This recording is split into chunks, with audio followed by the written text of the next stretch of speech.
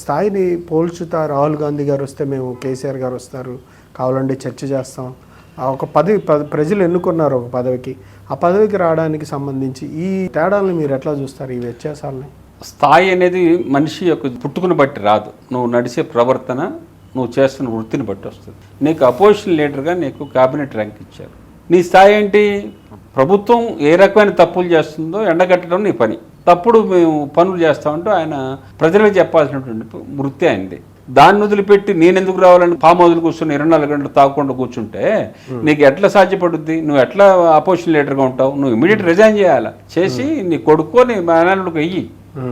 ఎందుకంటే వీళ్ళు ఏం చేస్తున్నారు, మనిషికి నుంచి పట్టడం, అబద్ధాలు నోరు తెరిస్తే మరీ హరీష్ రావు అయితే పచ్చి అబద్ధాలు కోరు. అట్లాంటి వాడిని నేను రాజకీయాల్లో ఇంతవరకు ఎక్కడ చూడబోను కూడా. అంత డిజాస్టర్ మేనేజ్మెంట్ అతనిది. అతను చేసినటువంటి పనులు కాసిని కూసిని కదా మొత్తం బయటికి తీస్తారు. అంతవరకు అంటే 2.5 సంవత్సరాల్లో మీరు ఇందా చెప్పారు కొన్ని పథకాలు అమలు చేస్తున్నాం, ఇంకా 1-2 పథకాలు మిగిలి ఉన్నాయి, లేదా దానికి ఆర్థిక వ్యవస్థ సహకరించట్లేదు అన్నారు. ప్రజల్లో ఏమైనా వ్యతిరేకత ఏమైనా ఉందా, లేదా మీ పాలన పట్ల సంతృప్తిగా ఉన్నారా? దానికి నిర్వచనంగా ఈ స్థానిక ఎన్నికల ఫలితాలను తీసుకోవాలా? మీకు ఒకటే లెక్క, కాంగ్రెస్ పార్టీ అధికారంలోకి వచ్చిన తర్వాత పార్లమెంట్ ఎన్నికలు నడిచి, పార్లమెంట్ ఎన్నికలు వాళ్ళ గుడ్డు సున్నా వచ్చి, సర్పంచుల ఎన్నికలు, మున్సిపల్ ఎన్నికలు, ఇవన్నీ కూడా ఎక్కడ వాళ్ళని డేకినోళ్ళు లేరు.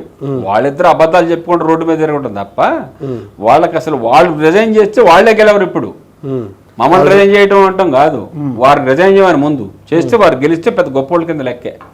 కానీ కాంగ్రెస్ వ్యవహార శైలికి సంబంధించి కాంగ్రెస్ ప్రభుత్వం వచ్చిన తర్వాత తెలంగాణ ఆత్మగౌరవం తాకట్టు పెడుతున్నారని, తెలంగాణకు సంబంధించి ప్రజలకి ఇబ్బందులు గురి చేస్తున్నారని చెప్పి చెప్తా ఉన్నారు.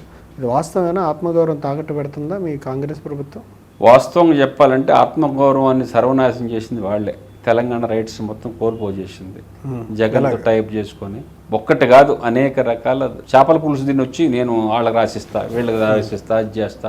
మన దగ్గర డబ్బులు తీసుకుపోయి పశ్చిమ బెంగాల్లో ఉన్న, అస్సాంలో నువ్వు పెంచాల్సిన అవసరం ఇక్కడే లేదా దిక్కు. ఏంటంటే నువ్వు అంత దొరరికం, మొత్తం హైప్ క్రియేట్ చేసి మొత్తాన్ని ఏమీ లేని దాన్ని ఉన్నట్టుకు చూపించి దారిదోపిడితో దోసుకున్నారు. వచ్చిన గాడికి రాబట్టుకున్నారు. గ్రామాల్లో అంతా అయిపోయిన తర్వాత ఐపీ పెట్టేవాడు చేస్తాడే, అంతకంటే దారుణంగా చేశారు అడ్మినిస్ట్రేషన్. అలాంటి వాడిని తెలంగాణ ప్రజలు ఇప్పుడు కాదు ఎప్పుడు క్షమించరు. ప్రజలకి మీలో అంటే మీ గవర్నమెంట్ పట్ల పాజిటివ్నెస్ ఉందా, నెగిటివ్ ఉందా? పాజిటివ్ ఉండబట్టే కదా మాకు పార్లమెంటులో మాకు ఇచ్చారు, వాళ్ళు 0 ఇచ్చారు, తర్వాత మున్సిపల్ ఎన్నికలు మాకే ఇచ్చారు, పంచాయతీ ఎన్నికలు మాకే ఇచ్చారు. వారికి ఏమి ఇచ్చారని వారికి ఉంటుంది. బై ఎలక్షన్స్ అన్ని మేమే గెలిచాం. మొన్న జూబ్లీహిల్స్, మొన్న గెలిచిన జూబ్లీహిల్స్లో కూడా చిన్న కుర్రోని పెట్టి రేవంత్ రెడ్డి గారు గెలిపించాడు.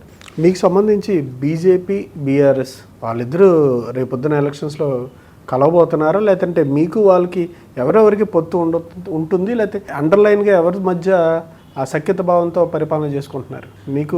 నాకు తెలిసినటువంటి నడవడికను బట్టి చూస్తే బీఆర్ఎస్ బీజేపీ లోపాయి గారు ఒప్పందం ఉంది. ఇప్పుడు సిబిఐకి చెప్పాలని అన్నారు కాళేశ్వరం. మీకు చెప్పిన తర్వాత ఏం చేస్తున్నారు? ఎక్కడ పడేసారు? ఏడుంది? ఎందుకు ఆగిపోయింది? ప్రజలకు చెప్పాల్సిన అవసరం ఉంది.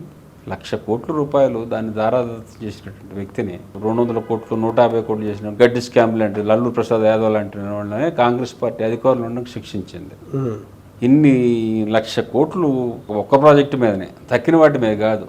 ఇక అసలు వాళ్ళు చేయనటువంటి నేరం లేదు. చేయని ఈ రేసులని అదని ఇదని, అసలు వాళ్ళు ఎక్కడ డబ్బులు వస్తాయి. మా బ్రహ్మాండంగా ఉన్నటువంటి సెక్రటరీని కూలగొట్టి ఉమ్మడి ఆంధ్రప్రదేశ్ది ఎప్పుడో ఉన్న పాత బిల్డింగ్ నిజామ్స్ కాడి నుంచి బిల్డింగ్లను కూలగొట్టి పనికిరాని వ్యవస్థ ఒకటి పెట్టుకొని కనీసం అక్కడ కారు ఆపాలంటే ఆపే పరిస్థితి, ఒక చెట్టు లేదు లోపల. దారుణంగా మండిపోతున్నాయి కార్లు, మండిపోతాం. అంటే ఓవరాల్గా బీజేపీ ఏమో మీకు మెట్రో అడుగుతున్నారు, ఓ పక్క నుంచి కేంద్రానికి సంబంధించి నిధులు అడుగుతూ ఉన్నారు. అంటే మీకు బీజేపీ సహకరించట్లేదా, లేకపోతే రేవంత్ రెడ్డి గారు రెగ్యులర్గా అందరినీ కలుస్తూ ఉన్నారు? మొన్న ఏదో ఒక ప్రాజెక్టుకి సంబంధించి చేశారు, మళ్ళీ అది వెనక్కి వెళ్ళినట్టుగానే కనిపిస్తూ ఉంది. ఇప్పటికి కూడా మెట్రోకి సంబంధించి అదనపు లేదు.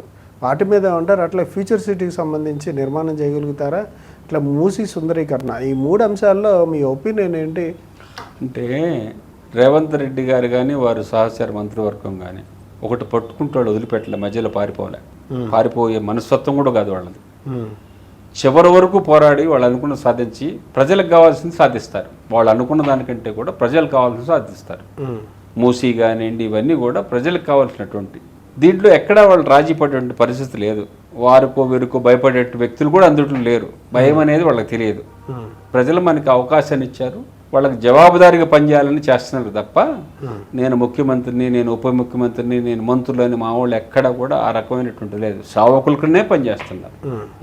చివరిగా సార్, మీ కార్పొరేషన్ సంబంధించి ఇన్ని లాభాలు తీసుకొచ్చిన కళాకారులకు కావచ్చు, హస్తకళని ప్రేమించే వ్యక్తులకు కావచ్చు, మీరు చెప్పాలనుకునేది ఏంటి? పేయింగ్ కెపాసిటీ ఉన్నటువంటి వ్యక్తులందరూ కూడా నేను వాళ్ళందరికీ చేతులు జోడించి నమస్కరించేది ఏంటంటే, కళాకారులని కళలను బతికించుకోండి. ఈ కార్పొరేట్ వ్యవస్థలో వచ్చినటువంటి మిషనరీ వాటి యొక్క వస్తువులు వాడొద్దు దయచేసి. ఎందుకంటే జీవితమే కళతోనే జీవితం ఆరంభించినటువంటి వాళ్ళు అర్థాంతరంగా ఎంతోమంది చనిపోయారు.